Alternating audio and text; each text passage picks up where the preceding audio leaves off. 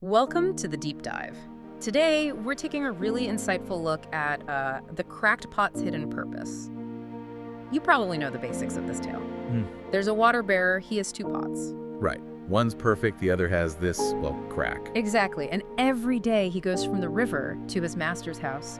The perfect pot gets there full, but the cracked one, it always arrives only half full. It's a story that, on the surface seems pretty straightforward, maybe just about accepting flaws. But if we dig a little deeper, it's actually much more profound than that. It really challenges how we think about value, about utility, even what we call a flaw in the first place. This story comes from India, a village there.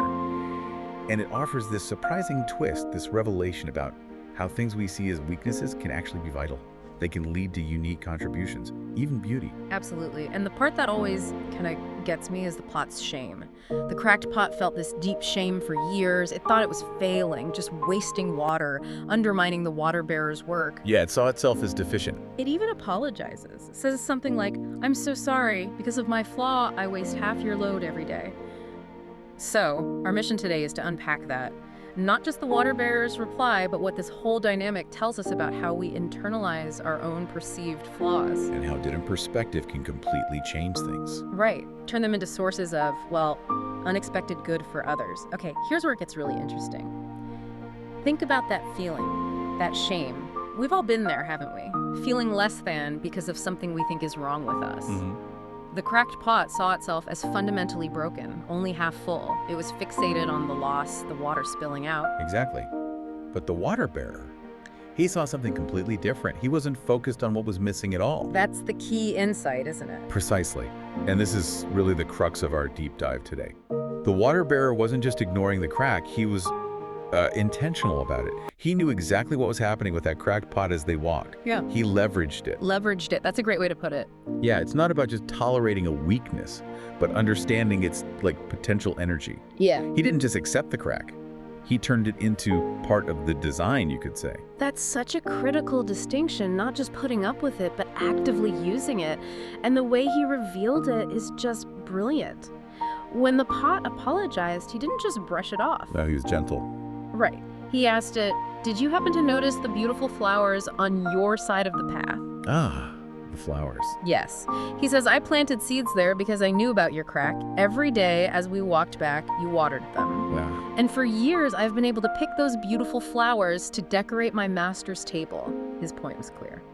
Without that specific flaw, there'd be no flowers, no beauty along that path. And what's truly fascinating there is the total reversal of perspective. The pot's big problem.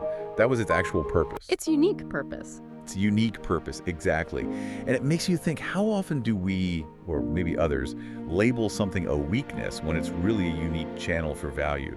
Something a perfect conventional approach just couldn't deliver. Yeah, a perfect pot holds all its water. It can't water flowers along the way. Right, the imperfection enabled this very specific, beautiful result. It really makes you wonder, doesn't it? How often are we, like that pot, so caught up in our own perceived shortcomings? Obsessing over the cracks. And completely missing the unique contribution those very flaws are making.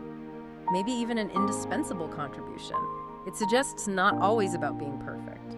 No, it seems more about finding the right place, the right context for our unique makeup, even the parts that don't seem to fit the standard mold. So it raises a really important question for you listening. Yes.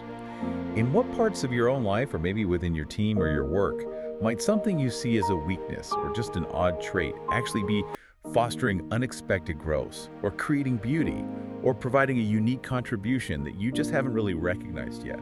It's about looking differently, isn't it? It's about cultivating that eye for hidden potential, for the unexpected ways value shows up. So consider this.